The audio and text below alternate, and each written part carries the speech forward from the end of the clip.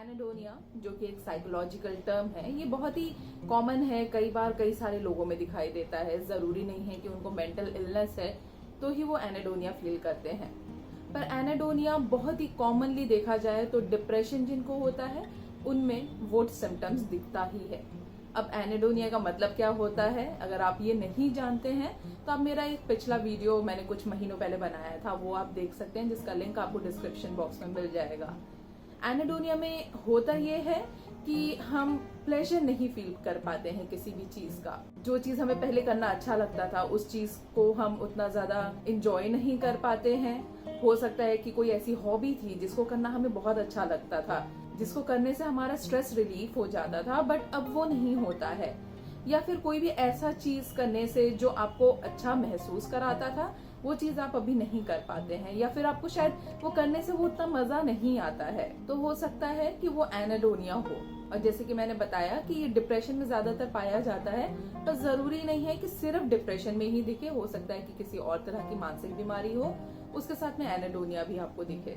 मैंने कुछ हफ्तों पहले जब इस पे वीडियो बनाया था उसके बाद में मुझे बहुत सारे ईमेल्स आए थे और मुझे मैसेजेस भी आए कि इससे हम डील कैसे कर सकते हैं। ज्यादातर लोगों को मैंने यही बोला है कि उसका डील करने का तरीका हम तभी बता सकते हैं जब हमें पता हो कि ये एनेडोनिया किसी मानसिक बीमारी की वजह से है या फिर सिर्फ एनेडोनिया ही महसूस कर रहे हैं और कोई मानसिक बीमारी नहीं है। तो कुछ ऐसी चीजें हैं जो हमें मदद कर सकती हैं जिसके बारे में हम आज इस वीडियो में जानेंगे। नमस्ते, मेरा नाम है रिम्पा सरकार।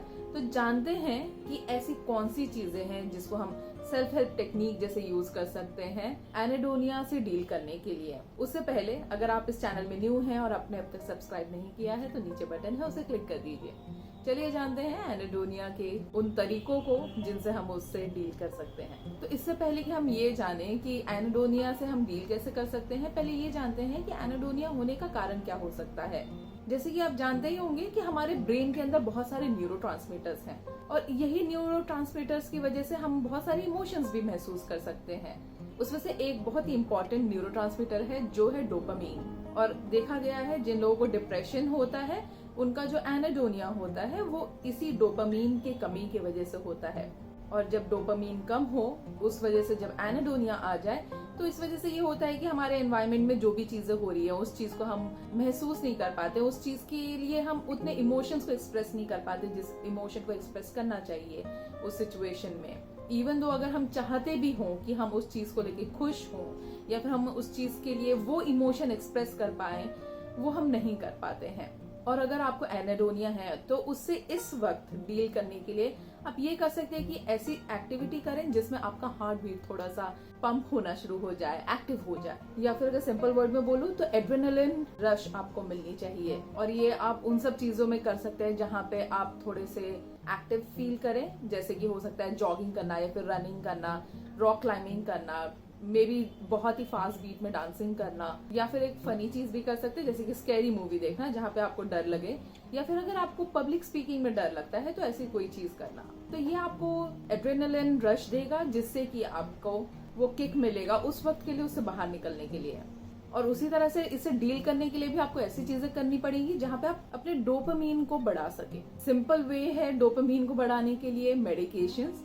अगर आप किसी साइकेट्रिस्ट के पास जाएंगे तो वो आपको मेडिकेशंस दे देंगे जहां से आपको जल्दी रिजल्ट मिल जाएगा। पर अगर आपको मेडिकेशंस नहीं करने हैं और आपको लगता है कि आपको दूसरे किसी तरह के सिम्टम्स नहीं है जो डिप्रेशन में या किसी और मेंटल हेल्थ डिसऑर्डर्स में दिखता है, तो आप ये सारी चीजें कर सकते हैं जिसके बारे में बताने वाली हूँ अभी। एक चीज याद रखिए कि ऐसा नहीं है कि आप ये शुरू करेंगे और आपको तुरंत उसके रिजल्ट दिखना शुरू हो जाएंगे। हो सकता है 2 से 4 हफ्ते लगे उसके रिजल्ट दिखने के लिए, पर अगर आप लगातार उस चीज का ध्यान रखेंगे और वो करते रहेंगे तो फिर आपको जरूर मदद कर सकता है।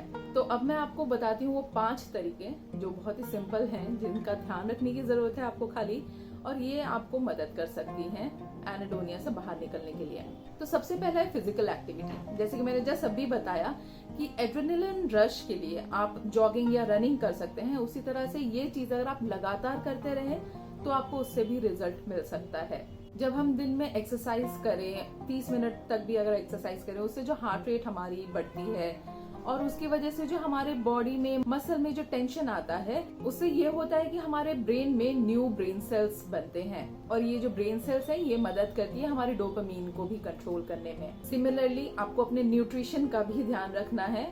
अगर हम ऐसे खाना खाएं जिससे हमें अच्छा न्यूट्रिशन मिल रहा है तो वो भी हमें मदद करता है हमारे डोपामीन को या फिर तो बढ़ाने में या फिर उसको इंटैक्ट रखने के लिए। उसके लिए आप ये कर सकते हैं कि जिस खाने में प्रोटीन ज्यादा हो ऐसे खाना खाइए, और जहाँ पे सैचुरेटेड फैट्स ज्यादा होते हैं उस खाने को थोड़ा सा लिमिट कर दीजिए, क्योंकि स्टडीज कहते हैं कि सैचुरेटेड फैट जो होते हैं वो डोपामीन को कम करते हैं। अपने विटामिन का भी ख्याल रखिए। विटामिन B6 और आयरन आपके लिए बहुत जरूरी है, तो ऐसे फूड खाइए जहाँ पे मल्टीविटामिन मिले, या फिर मल्टीविटामिन के आप कैप्सूल्स भी ले सकते हैं और आप आयरन का भी ख्याल रख सकते हैं। तीसरा जो है वो है आप मेडिटेशन या माइंडफुलनेस कर सकते हैं। मैं नॉर्मली मेडिटेशन हर किसी को सजेस्ट नहीं करती हूँ, स्पेशली अगर उनको डिप्रेशन है तो, क्योंकि मेडिटेशन हमें काम स्टेज में लेके जाता है और डिप्रेशन में हम ऑलरेडी बहुत लो होते हैं।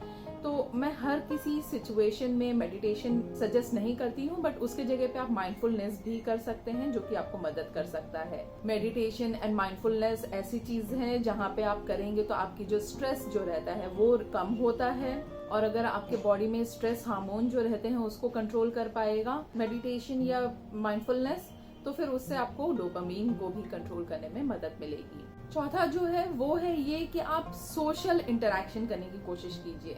जब एनेडोनिया होता है ये भी एक सिम्टम उसमें रहता है कि आप अपने जो सोशल लाइफ जो है उससे दूर चले जाते हैं, दूसरों से बहुत कम बात करते हैं या फिर दूसरों को अपने से दूर करना शुरू कर देते हैं।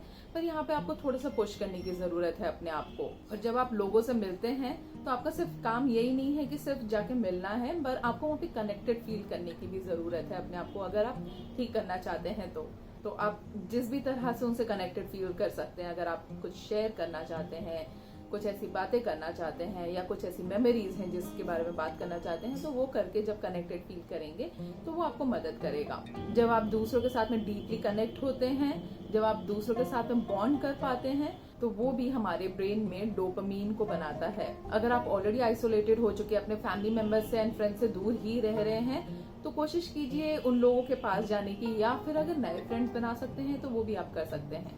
पर इन सब के साथ में आपको फिजिकल कनेक्शन भी बहुत मदद कर सकता है। एक सिंपल हग भी आपके ब्रेन में डोपामीन बना सकता है। सो जब आप अपने दोस्तों के साथ मिले, उनको हग करें या उनका हाथ पकड़े, तो ये भी आपको मदद कर सकता है कई सारे लेवल्स में। और आखिरी जो है वो है टॉक थेरेपी, मतलब कि साइकोथेरेपी। आपको ये बहुत ज्यादा मदद कर सकता है। जरूरी नहीं है कि आपको कोई साइकोलॉजिकल इशू है तो ही आपको जाना है। सिर्फ आपको एनेडोनिया लगता है तो भी आप एक साइकोलॉजिस्ट या थेरेपिस्ट के पास में जा सकते हैं, जो आपको मदद कर सकते हैं ऐसी चीजों से डील करने के लिए। वो आपको ऐसे एक्टिविटीज देंगे या फिर इस तरह के थेरेपी प्रैक्टिस करेंगे, टेक्निक्स देंगे जो आपको मदद करेगी एनेडोनिया को कंट्रोल करने के लिए, उससे बाहर निकलने के लिए। तो ये कुछ आसान से तरीके थे जो आप कर सकते हैं। ये सारे ऐसे तरीके हैं जो आप घर पे बैठे कर सकते हैं। पर इन सब के साथ मैं ये भी बोलूंगी कि अगर आपको लगता है कि कहीं ना कहीं कि एनेडोनिया बहुत ज्यादा बढ़ गया है, तो मैं यही सजेस्ट करूंगी कि एक साइकियाट्रिस्ट को आप कंसल्ट करें, और थेरेपिस्ट से भी आप कंसल्ट कर सकते हैं, क्योंकि वो मदद कर सकते हैं ये जानने में कि एनेडोनिया सिर्फ एनेडोनिया है या किसी मेंटल हेल्थ डिसऑर्डर की वजह से आपको हो रहा है। मैं आशा करती हूँ ये वीडियो किसी तरह से आपको मदद कर पाएगा। हम अगले हफ्ते फिर मिलेंगे एक नई वीडियो के साथ में। तब तक के लिए wish you a healthy mind and a happy life. Bye bye.